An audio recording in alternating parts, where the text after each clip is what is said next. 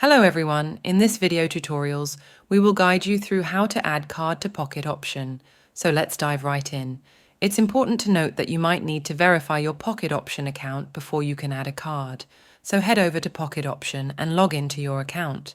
Look for the deposit or finance section. This might be located on the main dashboard. Select credit or debit card as your deposit method. Carefully enter your card information, including the card number, expiry date, and CVV code. Make sure all the details match exactly what's on your card.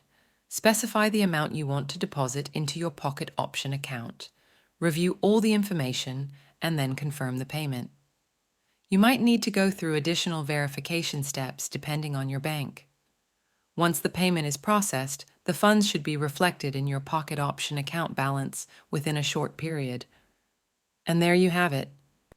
If you find this video helpful, don't forget to subscribe to our channel for more tutorials. Thanks for watching.